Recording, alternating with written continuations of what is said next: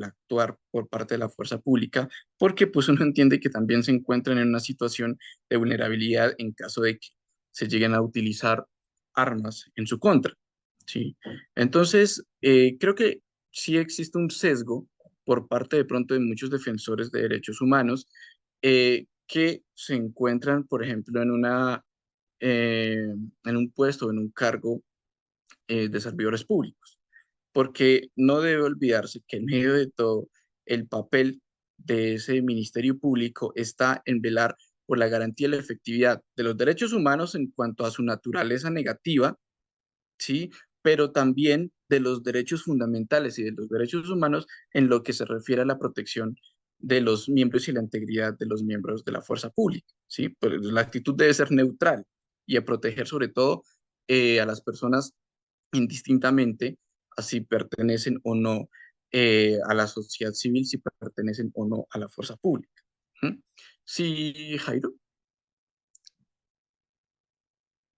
Profe, buenas noches. Profe, por Buenas ejemplo, noches. el secuestro de los, creo que de los 40 policías en el Caquetá, que mataron a los dos compañeros, esas personas que lo asesinaron no fueron investigadas o no fueron aprendidas por el delito de matar a otro ser humano, sin importar la diferencia que uno sea servidor público y los otros estén protestando. Debería aplicarse la misma igualdad para ellos también, porque te queda la muerte del compañero perdida. Por ejemplo, lo que decía el Ministerio del Interior, que fue un cerco maravilloso. Eso no, al país no le puede esconder lo que más es un secuestro. Ujú. Ok, listo, muchísimas gracias. No, creo que más o menos recuerdo la noticia, eso fue como el año pasado también, ¿cierto? Como durante el primer semestre del año pasado. No recuerdo muy bien cómo fue, pero en todo caso, pues mi posición es que uno como servidor público, a pesar de que tenga tendencias ideológicas, y como ya lo vamos a ver más adelante, por ejemplo, en el tema de la libertad de conciencia, pues debe actuar es conforme a derecho. Y en esa medida, procurar ser, aunque sea muy difícil como seres humanos, pero neutral y entender que el miembro de la fuerza pública es un ser humano como también lo es el manifestante. Y que las consecuencias jurídicas del manifestante que agrede al miembro de la fuerza pública, pues deben ser aquellas que estén también consagradas en la ley y no simplemente que por motivos ideológicos eximamos de la responsabilidad de algunas personas, digamos, en aras de salvaguardar algunos derechos como pues el de la huelga, como el de la libertad de expresión. Entonces, mi posición sí es esa, la verdad. Yo considero que en el desarrollo, en la ejecución de un operativo que es tan complejo, por ejemplo, como esos de lanzamiento, que la comunidad es renuente a abandonar el predio que ha invadido, pues la verificación de las armas, si bien se da para la protección de los derechos de los manifestantes, pues también se hace presencia en el territorio donde se llevan a cabo las manifestaciones para observar que al momento de actuar los manifestantes tampoco excedan su fuerza, su comportamiento en contra de la institucionalidad. Sí, esa es, digamos, mi posición y así durante el tiempo que pues, pertenecí al Ministerio Público, traté de ejercer. ¿Mm?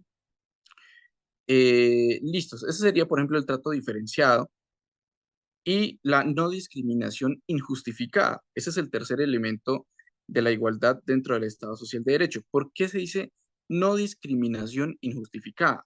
Porque resulta que discriminar es realmente clasificar, ¿sí? La discriminación, obviamente que tiene como una connotación negativa, semánticamente, pues suena como peyorativo, ¿cierto?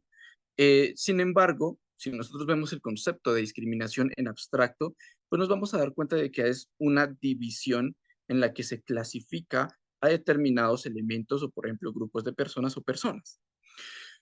Lo que nosotros venimos hablando a través de esos que se llaman incisos, pero que yo les he dicho párrafos segundo y tercero del artículo 13 de la Constitución, es que, por ejemplo, la Constitución está diciendo, aquí a las personas que tienen una situación de vulnerabilidad por su razón, por su condición económica, física o mental, sepáremelos, señor Estado, con la finalidad de que usted pueda apoyarlos y usted pueda darles un trato diferente y con ello buscar que puedan acceder a derechos en las mismas condiciones en los que pueden acceder las personas que no tienen o no pertenecen mejor a esos grupos o que no tienen esas condiciones. Entonces,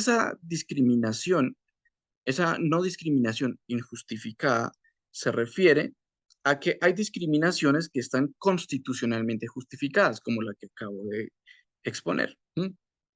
Cuando, por ejemplo, una persona, en razón de la religión que practica, es discriminada por ejemplo, no se le presta el servicio de salud, que porque pertenece a una comunidad indígena o que porque, supongamos, en un caso extremo, es atea, ¿sí? Entonces, una, esa ya sería una discriminación no justificada constitucionalmente y por lo tanto sería un trato desigual, como lo vamos a ver en la siguiente diapositiva. Entonces, es para que tengamos claro conceptualmente que no necesariamente cuando decimos discriminación estamos hablando en conceptos de algo negativo, sino que más bien la discriminación debe estar constitucionalmente justificada o aceptada. Cuando se trata, por ejemplo, de agrupar a las mujeres que se encuentran en gestación, ¿cierto? Entonces decimos que las mujeres en gestación en sus trabajos tienen una estabilidad laboral reforzada, ¿m? Hasta cuando termina la licencia de maternidad.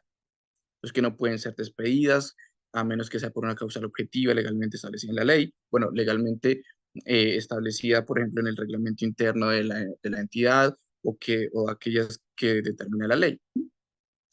Eh, También, por ejemplo, podríamos hablar de que los niños, las niñas, los adolescentes, las personas de la tercera edad, las personas con una condición de discapacidad, esas personas, digamos, que están clasificadas con la finalidad de que se les pueda dar un trato diferencial.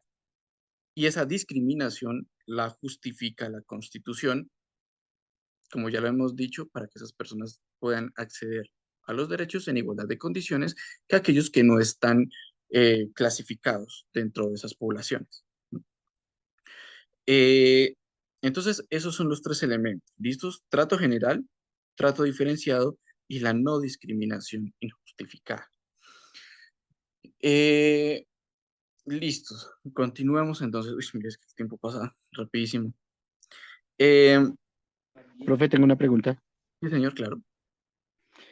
Según eso sobre las mujeres embarazadas o de gestación en la Constitución, en ese momento no recuerdo el artículo, dice que el Estado tiene que velar y darle las garantías a la mujer que se encuentra en gestación y velar por el primer hijo que tienen y brindarle todas las condiciones de edad para que en ese momento hasta tengan techo, pero eso no se cumple.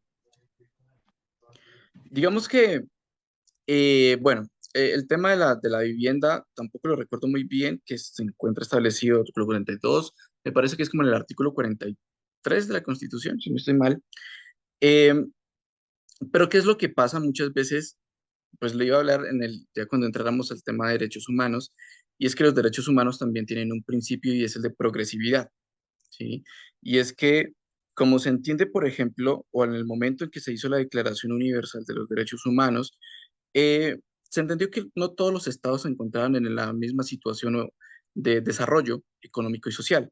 Y por lo tanto, pues progresivamente lo que deben hacer los estados es que cuanto mayor sea, por ejemplo, su eficiencia económica y su productividad, pues más garantía tiene que darle también a los derechos humanos y los derechos fundamentales y que una vez, por ejemplo, se logra establecer o llegar a un punto de desarrollo y de protección de los derechos humanos, no se puede retroceder.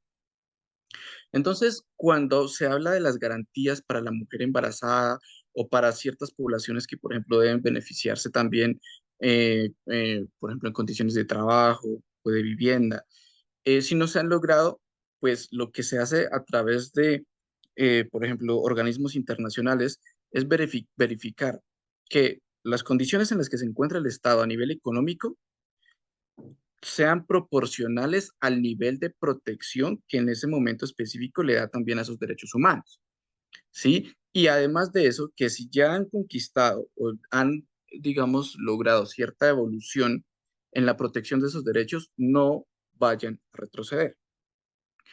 Por lo tanto, es difícil que podamos decir como todo lo que se consagró en el 91, ya pues en el 92, 93 debía existir. No, sino que más bien es como la proyección que tiene el Estado de ir mejorando paulatinamente la protección de los derechos y también el cumplimiento, digamos, no tanto de esas promesas, sino de ese ideal de proteger los derechos a cierto nivel, que todavía no se puede, digamos que todavía no se ha logrado al 100%, pero que finalmente esa constitución también es como un horizonte que le está indicando a la actividad estatal hacia dónde debe ir y cuál es, digamos, el nivel de garantía y de protección de los derechos que debe dar a las personas.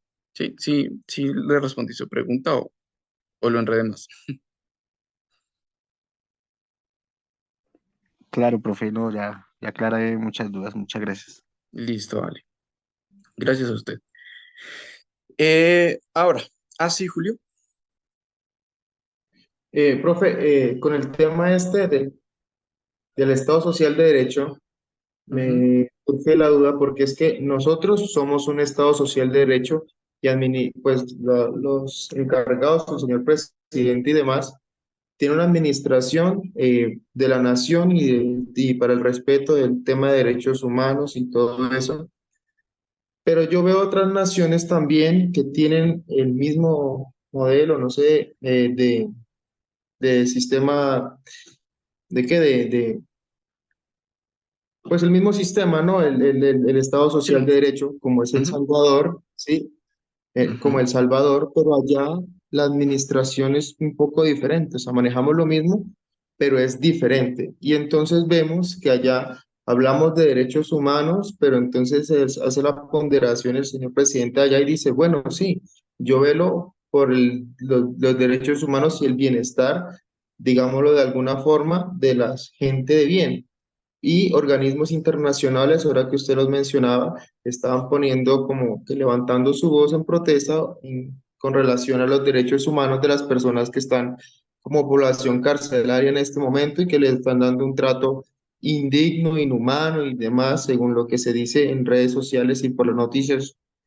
Y entonces uno se pone a pensar y dice, bueno, ¿y ahí cómo funciona la cosa? Porque es que tenemos como que el mismo modelo, pero pues lo administran diferente. Listo, muchísimas gracias, Julio. No, la verdad es un tema bastante interesante y, por qué no decir, apasionante. Eh, digamos que para resumir, pues lo que pienso es que pasa lo siguiente. El Estado Social de Derecho es, digamos, por naturaleza un Estado democrático. Y dentro del Estado democrático, pues surgen diferentes concepciones de vida y también de cómo manejar el Estado. ¿M? Entonces, puede que, por ejemplo, el poder llegue a una persona que es de una concepción más de lo que suele denominarse derecha, que es conservadora, y o puede que llegue una persona que sea una concepción ideológica, política, de izquierda, que es más progresista. ¿Qué es lo que sucede? Entonces que muchas veces, si ustedes se dan cuenta, por ejemplo, en los gobiernos de Uribe, por ejemplo, como está ocurriendo en El Salvador, como por ejemplo también podría ocurrir con el gobierno de Javier Milei en Argentina, lo que ellos buscan es un tipo de practicidad que muchas veces no toma en consideración la normatividad internacional, pues relativa justamente a los derechos humanos y todos los estándares establecidos por organismos internacionales para los procedimientos institucionales con la finalidad de que se respeten esos derechos humanos, empezando por el de la dignidad humana. ¿Mm? Pues justamente estaría la discusión entre la eficacia y la eficiencia, que pues de alguna manera podría verse en El Salvador, que es como desconozco ciertos elementos o derechos humanos con la finalidad de que todas las políticas y la economía también puedan desarrollarse más rápido. ¿M? O está la otra perspectiva que es, a mí no me interesa, o bueno, o a mí me interesa sí que la economía se desarrolle, pero tampoco puedo instrumentalizar a las personas y pasar por encima de ellas, incluso cuando se trate de aquellos que hayan cometido grandes crímenes y que se encuentren en la cárcel o que sean procesados o que sean pandilleros. ¿Sí? Entonces están esas dos perspectivas y claramente, digamos como la idea de los derechos humanos es que sea progresista, que sea, digamos, un avance, como hace un momento lo decía, progresivo para que todas las personas tengan una protección y unas garantías de sus derechos a partir del principio de la dignidad humana, pues ya decide el gobernante si se pone a pelear con los organismos internacionales, como está ocurriendo en El Salvador, porque pues ay, se me olvidó el nombre del presidente de El Salvador. Mm, ¿Me lo recuerdan, porfa? Bueno, el presidente de El Nayib Salvador, Bukele. ese Bukele, gracias, está en este momento en conflicto y ha sido bastante criticado por parte de la Corte Interamericana de Derechos Humanos, ¿sí? Eh, entonces, además de eso, digamos que los estados tienen también cierta autonomía para apartarse de lo que diga la Corte Interamericana e incluso hay una cláusula de denuncia de los tratados internacionales y esa cláusula de denuncia implica que los estados pues pueden en cualquier momento dejar de lado eh, la aplicación de esos tratados internacionales y ya no ser más parte, por ejemplo, de la Convención Americana de Derechos Humanos, ni de la OEA, y salirse de ahí, ¿sí? Entonces, por ejemplo, en cualquier Una momento pregunta, Colombia, profe, con ¿sí? respecto a lo que usted está diciendo de estos organismos. Si algún estado de ellos llega a salirse, ¿no incurren de pronto en una falta o tienen que dar algún dinero por no estar ahí en cuanto a ese sistema? Digamos que directamente, por ejemplo, no es así como cuando uno tiene que pagar alguna cláusula penal por el incumplimiento de un contrato, ¿cierto? Sino sí puede traer muchísimas consecuencias políticas y económicas para el Estado. ¿Por qué? Porque es que resulta que Colombia pertenece a la OEA, que es la Organización de Estados Americanos, y que también ha ratificado la Convención Americana de Derechos Humanos. Eso implica que tenga la posibilidad de asociarse con otros estados eh, que han adoptado también a la Convención Americana de Derechos Humanos, que la han ratificado, y pues en razón de eso tiene algunos beneficios políticos y también económicos, por ejemplo, en lo que se refiere a tratados de libre comercio, y bueno, otros tipos de acuerdo de cooperación internacional. ¿Qué sucede? Que si Colombia se retira, pues va a empezar a ser mal vista por estos organismos internacionales que tienen muchísimos vínculos con otros países que también están desarrollados a nivel económico. Y si Colombia hace eso y empieza a apartarse, por ejemplo, como lo hizo Venezuela, pues entonces va a haber ciertas restricciones a nivel económico, va a haber cierta influencia también ideológica que le va a causar algunos perjuicios al Estado. Además que a nivel interno, por ejemplo, ciertas gestas o ciertos progresos que se han logrado en materia de derechos humanos, pues entrarían en discusión, como por ejemplo el derecho a morir dignamente, como la interrupción voluntaria del embarazo, porque todas esas decisiones que se han tomado también han partido de los análisis de las sentencias de la Corte Interamericana de Derechos Humanos. ¿M?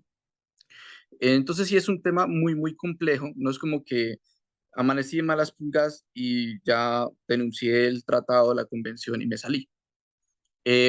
Pero tampoco se quiere decir que sea imposible para el Estado simplemente retirarse o apartarse de un tratado internacional. Sí, a ver, hay tres participantes, entonces sería primero Jairo, luego Julio, luego Brian, ¿sí? Ahora, profe, por ejemplo, lo que está haciendo el presidente Nayib Bukele, a mí me parece que es excelente. ¿Por qué?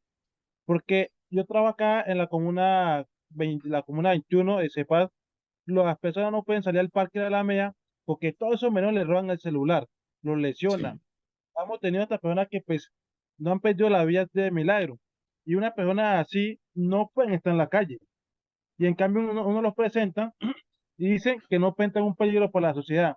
Entonces, porque los derechos humanos, porque son menores de edad, que tienen, tienen derecho a un futuro, pero si ellos no están cumpliendo, entonces, el desgaste de nosotros porque nosotros los presentamos y la ley no la aplica. O si fuera al contrario, que fuéramos nosotros, a nosotros y la aplica, lo que estamos dando la vía pues, para que esto mejore. profe. Listo, gracias, Julio. Digamos, para cortar esto y como para que me alcance el tiempo a cerrar el tema, sí, yo creo que es una cuestión más de perspectiva justamente ideológica, ¿cierto? Eh, y que ya depende también del gobernante de turno y pues de la posición académica o jurídica, pues desde la que uno lo vea. Por ejemplo, el Código Penal establece que uno de los fines de la pena es la reinserción social y la rehabilitación. Entonces, pues son temas que, por ejemplo, no se ven tanto en, en estados que tienden a ser más totalitaristas, que ven a las personas criminales como que es un castigo y es una venganza la cárcel, sino que aquí se toma más bien como si fuera una rehabilitación. Obviamente que es que pues aquí con ese hacinamiento que hay en las cárceles y ese trato, pues es muy difícil, pero pues la idea jurídica y la idea a nivel de derechos humanos es eso, ¿no? Pero pues como le digo, ya depende de la visión de cada presidente o de cada gobierno que en determinado momento pues aplique ciertas políticas. ¿No? Brian, sí, Brian. Sí, profe, una pregunta. Nosotros los compañeros que participamos en las marchas y todo eso, se presentaba un caso muy particular que era que había manifestantes universitarios que se ponían No le escucha camisetas bien, blancas. compañero. Toca que le suba un poquito el volumen, no le escucha. Nosotros los que estuvimos en las marchas, ¿ahí me escuchan mejor? Sí, señor. Sí. Que hacía, yo, por ejemplo, yo veía que había universitarios, porque eran universitarios o otro tipo de personas, que se ponían supuestamente camisetas de derechos humanos y se hacían pasar por garantes de derechos humanos para interceder en los procedimientos y, y arruinar el trabajo de los policías. Hay quien elige a esa persona, supuestamente yo alcancé a tener a dos, y ellos manifestaban que los de derechos humanos, como eran tantas marchas, tantos lugares, tantas protestas, los delegaban a ellos, pero ellos no tenían un soporte, una documentación que acreditara que realmente sí eran de derechos humanos, pero se interferían en los procedimientos. Ok, ok. Pues precisamente siempre las personas deben llevar la credencial de que pertenecen a alguna ONG, ¿cierto? A alguna organización no gubernamental defensora de los derechos humanos. Ya, por ejemplo, si, bueno, se encuentra algún tipo de falsedad, bueno, se podría ver desde dos perspectivas. Si lleva algún tipo de falsedad en la documentación que ellos llevan, pues obviamente que eso es un delito, ¿cierto? Una de esas. Dos, eh, que bueno, puede ocurrir que esas personas se disfracen, que no sean realmente miembros de determinadas ONG, pero bueno, depende, porque si realmente causan algún tipo de daño o lesión o perturban el procedimiento, pues claro, ya habría que ver qué tipo de sanciones o de procedimientos se podrían adelantar en contra de la persona, dependiendo de, digamos, de la actitud que tome y del perjuicio que cause también a los procedimientos, ¿cierto? Entonces, ahí sí habría lugar también a acciones penales, acciones, bueno, no sé si disciplinarias tanto porque pues tendrían que pertenecer o a alguna entidad o institución pública, o si son simplemente particulares, pues las acciones penales a que haya lugar. ¿Mm? Eh, Porque claro, ese tipo de, digamos, de procedimientos tampoco pueden entorpecerse y por lo tanto, bien sea a través de acciones policivas o a través de acciones penales, pues se pueden adelantar en contra de esas personas. ¿Mm? Pero mientras, por ejemplo, bueno, se diga que son defensores de derechos humanos, que son miembros de alguna ONG, aunque sea mentira, de pronto, si no perturban demasiado lo que es el procedimiento, pues no considero que sea jurídicamente demasiado relevante. Pero eso no es un obstáculo tampoco para que en contra de esas personas también puedan adelantarse algún tipo de proceso penal, ¿sí? Por ejemplo, por la falsedad de los documentos que ellos lleguen a presentar, porque eso también es bastante delicado. Y es que si, por ejemplo, existe una ONG protectora de derechos, defensora de derechos humanos, pero esas personas no pertenecen, pues claramente están incurriendo en una falsedad ideológica dentro de un documento que puede ser también investigado a nivel penal.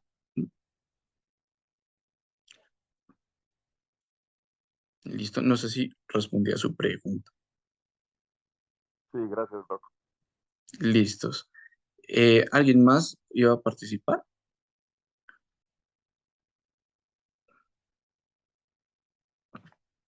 Bueno, entonces ya para ir cerrando el tema, porque ya nos estamos pasando, eh, digamos que el Estado también tiene el deber de desarrollar políticas públicas que refuercen, digamos, esa igualdad material o ese trato diferenciado, y esas políticas públicas se dan a través de las acciones afirmativas. Es decir, que las acciones afirmativas son políticas públicas eh, que se toman con la finalidad de que las personas que pertenecen a los grupos históricamente marginados, o que son poblaciones, por ejemplo, víctimas del conflicto armado, o que pertenecen en general a algún tipo de agrupación que es sujeta de especial protección constitucional, como por ejemplo incluso las mismas mujeres, pues se les brinda un apoyo por parte del Estado para que puedan participar de la vida pública y de otros derechos en condiciones de igualdad con las demás personas. Entonces, hay diferentes tipos de acciones afirmativas. ¿Sí? Recordemos, acciones afirmativas son las políticas públicas encaminadas a reforzar o mejor, a evitar que las personas que se encuentren en una condición de vulnerabilidad no tengan el acceso a los derechos en igualdad de condiciones a aquellas personas que no tienen esas condiciones especiales. ¿M? Por ejemplo, hay medidas de acción positiva, pertenecen a las acciones afirmativas. Esas medidas de acción positiva, pues están dirigidas a las personas, pero en razón del grupo al cual pertenecen. Se encontraría, por ejemplo, las personas que están clasificadas dentro del CISBEN por pobreza extrema. Entonces, esas personas van a recibir un subsidio, porque dentro del censo que se realizó, por ejemplo, en determinado municipio, se encontró que estas personas pertenecen, esos habitantes pertenecen a la población de muy bajos recursos o de pobreza extrema, entonces tienen derecho a participar de ciertos subsidios por parte del Estado, por parte de alguna entidad territorial, bien sea el municipio, bien sea el departamento. ¿Mm?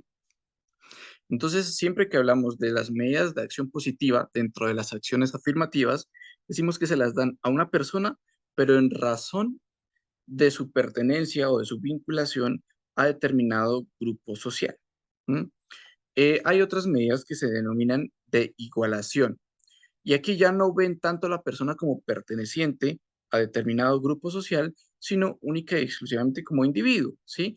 Entonces, pues claro, yo no necesito recibir una atención preferencial en salud cuando tengo alguna enfermedad grave. O sea, es decir, no necesito estar registrado en algún grupo de personas en condición de discapacidad para que me den un trato preferencial o un trato prioritario más bien en cuanto al servicio de la salud, sino que por el hecho de encontrarme bajo ciertas condiciones es que a mí me dan ese tipo de trato diferenciado, ¿sí? O de, llamémoslo entre comillas, privilegio en algún trato para acceder también a los derechos. Y se encuentran las medidas de acción positiva de discriminación inversa.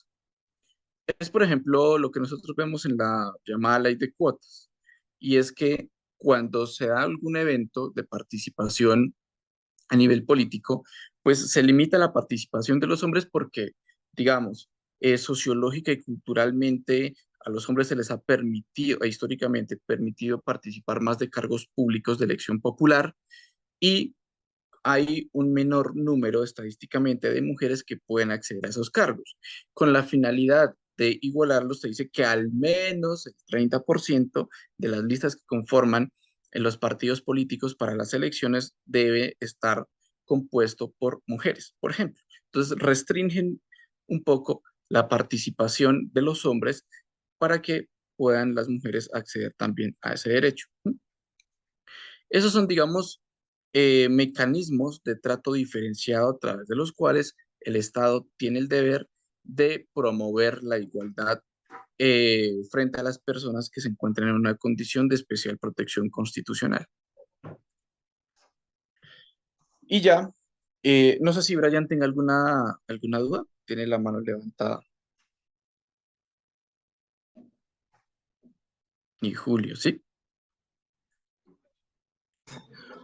Profe, yo creo que deberíamos también introducir como un concepto, no sé, dentro de ese principio de la igualdad que se ha venido tocando últimamente, que es el concepto de equidad para poder entender mejor el tema de la igualdad, como se toma en el concepto de igualdad material, porque ya no, porque antes se tenía en cuenta que igualdad era como 50-50, pero pues ya no, ahora con el tema de la equidad es de acuerdo a la necesidad, de acuerdo como a la característica especial que tenga cada persona, se le da el trato y es más como equitativo que igualitario, según lo que se entiende últimamente. Sí. Digamos, gracias, Julio. Digamos que, no sé si fue ayer o fue el sábado, que les decía como debe asemejarse un poco la igualdad material a lo que comúnmente se conoce como equidad. Lo que pasa es que en términos jurídicos y pues en el argot del derecho constitucional no se maneja la palabra equidad, sino se maneja lo que es igualdad material. ¿M? Porque precisamente pues a cada quien le dan el derecho de conformidad con la situación especial en la que se encuentra, ¿sí? Entonces, podemos, uy, ya se me va a apagar el computador, podemos equiparar de alguna manera lo que es esa igualdad material a lo que es la equidad, lo que su merced entendía por equidad, y la igualdad formal a eso que su merced decía como 50-50, ¿sí? Solamente que en términos ya traducidos al derecho constitucional serían igualdad formal e igualdad material, ¿sí? Entonces, profe, en sí, en resumen, ¿ahí cómo sería? O sea, equidad ustedes pueden asemejarlo a igualdad material, ¿sí? Como que a cada quien se le da el derecho de conformidad con la situación específica en la que se encuentre. ¿M? Y la igualdad formal sería como lo que Julio decía hace un momento, que 50-50, por ejemplo, ¿sí? Es decir, que a todos se les mide con el mismo rasero, sin tomar en consideración las diferencias materiales en términos mentales, o en términos físicos o económicos que existen entre las personas. ¿Listos? ¿Sí? ¿Sí respondí a las preguntas? Sí, por mi parte, sí, muchísimas gracias. Gracias, Listo, profe, muy amable. listo, dale. Eh, Brian, ¿también tiene alguna pregunta o se le quedó la mano activada? Profe, qué pena una consultica. Sí, señora. Es que yo estuve, pues, como por leer la Constitución y tener algo de idea, ¿no? Pero mire que Sí. yo encontré una que son 91 artículos, en otra encontré 300 artículos. O sea, legalmente, ¿cuántos artículos contiene la Constitución para uno no estar como tan perdido? Ah, ok, no. La Constitución, si no estoy mal, tiene 380 artículos, ¿sí? O sea, la Constitución colombiana. ¿Tú me hablas de constituciones de diferentes países o de la colombiana? No de la colombiana, es como No, por no, no. tener idea y no estar tan perdida en la clase. Ah, no, no, no, no. La Constitución colombiana tiene 380 artículos, ¿sí? Hay otros que son transitorios, pero sí, tiene más de 90, tiene más de 100, son 380 artículos. ¿Sí? Lo que pasa es que la Constitución está dividida, por ejemplo, en dos partes. Una que es una parte dogmática, que habla solo de los derechos, y otra que se llama parte orgánica, y que habla, por ejemplo, de la estructura del Estado, de la rama legislativa, ejecutiva, judicial, que también ya lo vamos a ver en su momento, y de la estructura económica, de cómo funciona el Estado a nivel económico. ¿M? Pero sí, sí, o sea, no sé de pronto qué constitución has visto o que de pronto compraste, pero si quieren, también les puedo enviar un link porque está la página del Senado que tiene la Constitución e incluso viene también ya con todas las actualizaciones que se le van dando anualmente. Entonces, se le van haciendo.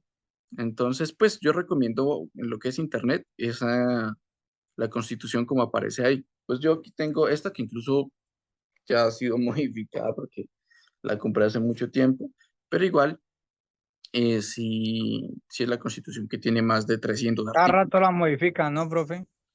Sí, claro, de hecho, desde el 91 aquí ya van más de 60 actos legislativos a través de los cuales se ha modificado la Constitución. Es decir, que no podemos decir que ahorita estamos hablando de la Constitución del 91 como tal, porque pues también ha variado bastante. ¿Mm?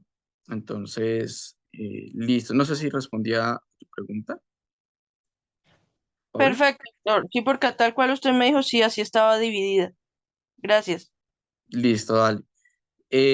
Lo que les decía entonces, ya para finalizar hace un momento, es que toda discriminación es válida siempre que esté constitucionalmente justificada, siempre que hablemos de personas que se encuentren en una situación de especial protección constitucional, mujeres embarazadas, niños, personas en condiciones de discapacidad o con algún grado también de, digamos, de enfermedad, las personas de la tercera edad, etcétera, ¿sí? En esos casos sí es dable tratar de manera diferente a las personas que pertenecen a esa población. Si no pertenecen a ningún tipo de población y no se justifica constitucionalmente el trato desigual, o mejor dicho, el trato desigual no, la discriminación o el trato discriminado, estamos hablando de desigualdad y por lo tanto es inadecuado o incorrecto a nivel constitucional ese trato. ¿Listos? Ya mañana pasamos a lo que es el derecho al libre desarrollo de la personalidad, vamos a ver sus características. Bueno, trataré de ir un poco más rápido con esos derechos, que también son importantes, pero para llegar a temas un poco más concretos de lo pronto de lo que a ustedes les interesa para el examen. ¿Listo? Entonces ya, pues nos vemos mañana. Como les digo, si de pronto quedaron con alguna duda hoy, mañana al comienzo de la clase me la dicen y pues vamos resolviendo, ¿vale? Entonces, pues eso sería todo por ahora y muchísimas gracias por su asistencia. Listo, profe, muchas gracias. Bueno, profe, muy amable. Feliz noche, compañeros. Igualmente, Gracias. gracias. Gracias.